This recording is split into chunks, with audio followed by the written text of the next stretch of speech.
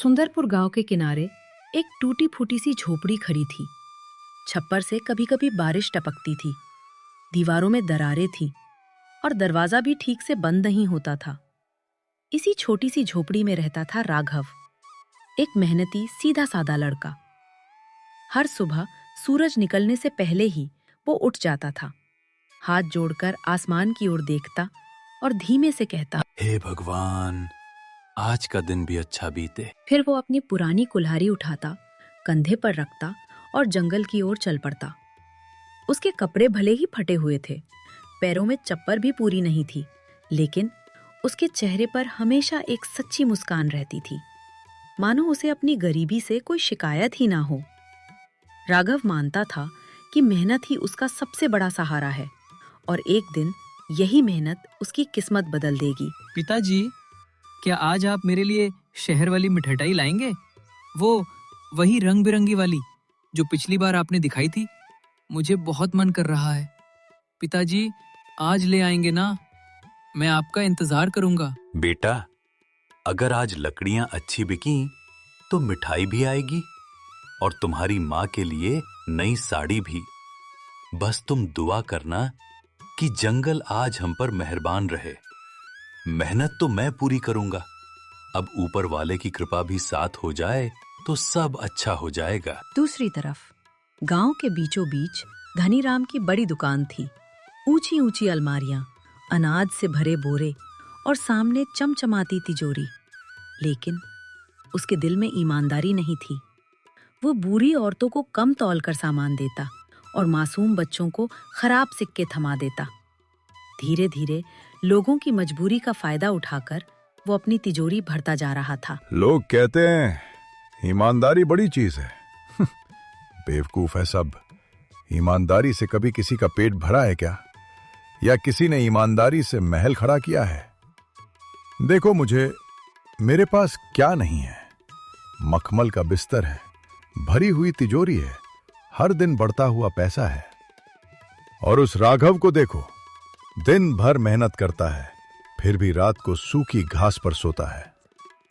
इस दुनिया में वही जीता है जिसके पास पैसा होता है, बाकी सब बस बातें करते रह जाते हैं।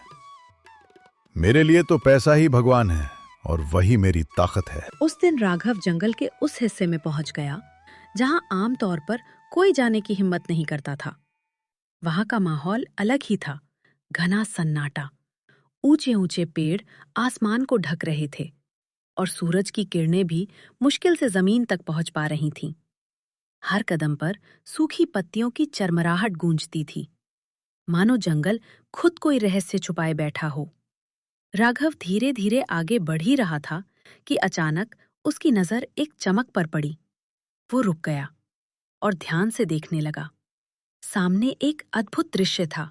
एक सुनहरी गर्दन वाला हंस, जिसकी चमक इतनी तेज थी कि अंधेरे जंगल में भी वो साफ दिखाई दे रहा था। लेकिन वो एक नुकीली झाड़ी में बुरी तरह फंसा हुआ था। उसके पंख कांटों में उलझ गए थे।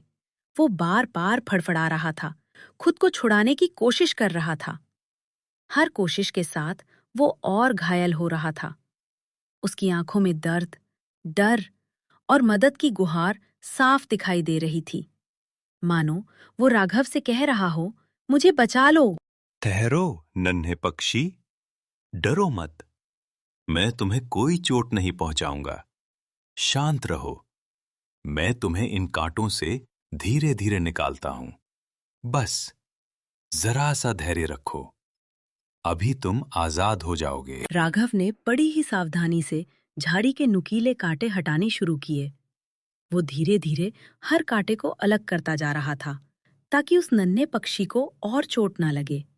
इस दौरान उसके अपने हाथ छिल रहे, उंगलियों से हल्का खून भी निकल आया, लेकिन उसने जरा भी परवाह नहीं की। उसका ध्यान सिर्फ उस हंस को सुरक्षित बाहर निकालने पर था। कुछ ही देर में उसने पूरी मेहनत और धैर्य से उसे कांटों से आजाद कर दिया। हंस अब भी कमजोर था, थका हुआ और भूखा भी। तब राघव ने बिना एक पल सोचे अपनी पोटली खोली। उसमें से अपनी आखिरी रोटी का छोटा सा टुकड़ा निकाला उसे पानी में भिगोया ताकि वो नरम हो जाए और बड़े प्यार से हंस के पास रख दिया। उसकी आंखों में दया और सच्ची करुणा झलक रही थी, मानो वो अपने हिस्से का सब कुछ उस नन्हे जीव के लिए दे देने को तैयार हो। राघव, तुम्हारी गरीबी ने तुम्हारे दिल को तंग नहीं किया। अक्सर लोग मुझे देखते ही मेरे सोने जैसे पंखों के लालच में आ जाते हैं। कई तो मुझे पकड़ने, यहां तक कि नुकसान पहुंचाने की भी कोशिश करते हैं, लेकिन तुमने ऐसा कुछ नहीं किया। तुमने मेरे दर्द को समझा, मेरी मदद की और मुझे खाना भी खिलाया। तुम सच में अलग हो राघव। तुम्हारा दिल बहुत बड़ा है। आप बोल सकते हैं? ये, ये कैसे संभव है? मैंने आज तक किसी पक्षी को बोलते नहीं सुना। क्या क्या आप सच में मुझसे बात कर रहे हैं? मैं इस वन का रक्षक हूं। सदियों से यहां के हर जीव की रक्षा करता आया हूं। राघव, तुम्हारी दया और सच्चे दिल ने मुझे बहुत प्रभावित किया है। इसलिए मैं तुम्हें एक अनमोल उपहार दे रहा हूं। ये लो, संतोष पत्थर। इसे अपने घर की मिट्टी में गहराई से गाड़ देना और फिर देखना, धीरे धीरे तुम्हारी जरूरतें अपने आप पूरी होने लगेंगी। तुम्हें भोजन मिलेगा, कपड़े मिलेंगे और एक सम्मानजनक जीवन भी मिलेगा। लेकिन राघव, इसकी शक्ति के साथ कुछ नियम भी जुड़े हैं। पहली शर्त, तुम केवल उतना ही पाना जितनी तुम्हें सच में जरूरत हो। अगर तुमने जरूरत से ज्यादा पाने की कोशिश की तो ये पत्थर अपनी शक्ति खो देगा। दूसरी शर्त, कभी भी किसी और का हक छीनने या गलत तरीके से कुछ पाने की इच्छा मत करना, वरना ये पत्थर तुमसे नाराज हो जाएगा और तुम्हारी मदद करना बंद कर देगा। तीसरी और सबसे महत्वपूर्ण शर्त, जिस दिन तुम्हारे दिल में लालच ने जगह बना ली, उसी दिन ये संतोष पत्थर तुमसे तुम्हारी सबसे कीमती चीज छीन लेगा। याद रखना राघव, सच्ची खुशी संतोष में ही होती है, लालच में नहीं। राघव उस जादुई हंस की बातों को ध्यान से सुनता रहा। उसके हाथों में रखा संतोष पत्थर हल्की सुनहरी रोशनी से चमक रहा था। कुछ पल तक वो उसे हैरानी से देखता रहा, मानो उसे अभी भी यकीन ना हो रहा हो कि ये सब सच है। फिर उसने उस कीमती पत्थर को बड़े संभाल कर अपनी पोटली में रखा और धीरे धीरे अपने घर की ओर चल पड़ा। जंगल का रास्ता अब पहले जैसा डरावना नहीं लग रहा था। ठंडी हवा चल रही थी, पेड़ों की पत्तियां सरसराहट कर रही थीं और राघव के मन में कई सवाल घूम रहे थे। वो बार बार सोच रहा था, क्या सच में मेरी किस्मत बदलने वाली है? चलते चलते उसके चेहरे पर हल्की मुस्कान आ गई, क्योंकि शायद पहली बार उसे महसूस हो रहा था कि भगवान ने उसकी मेहनत और अच्छाई देख ली है।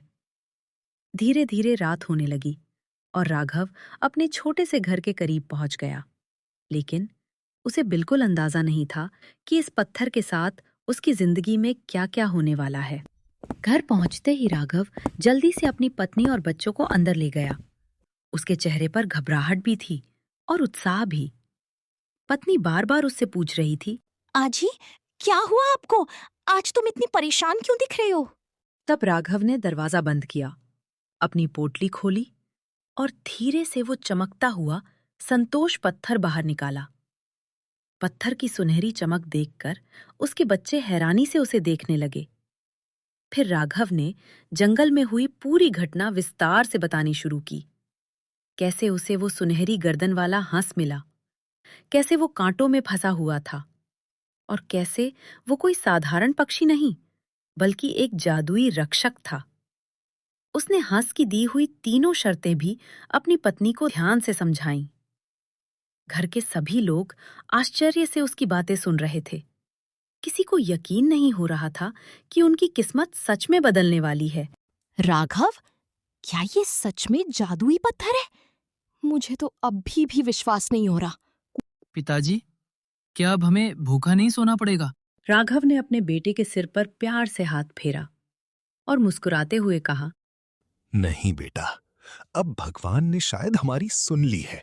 अब हमें कभी भी भूखा नहीं सोना पड़ेगा और ना ही अब किसी भी तरह की किसी को परेशानी होगी।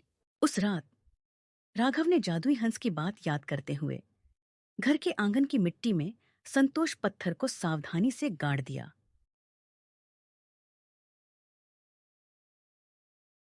जैसे ही पत्थर मिट्टी के अंदर गया, अचानक उसके चारों ओर हल्की सुनहरी रोशनी फैलने लगी। ठंडी हवा तेज चलने लगी और कुछ ही क्षणों में सब कुछ फिर से शांत हो गया। राघव और उसका परिवार डर और हैरानी से एक दूसरे को देखने लगे। अगली सुबह मुर्गे की आवाज सुनकर राघव की आंख खुली। वह रोज की तरह बाहर निकला, लेकिन जैसे ही उसकी नजर आंगन पर पड़ी, वह हैरान रह गया। जहां पहले सूखी जमीन थी, वहां अब अनाज से भरी बोरियां रखी थीं। घर के बाहर नई लकड़ियां रखी थीं और एक तरफ साफ कपड़ों का छोटा सा गट्ठर भी पड़ा था।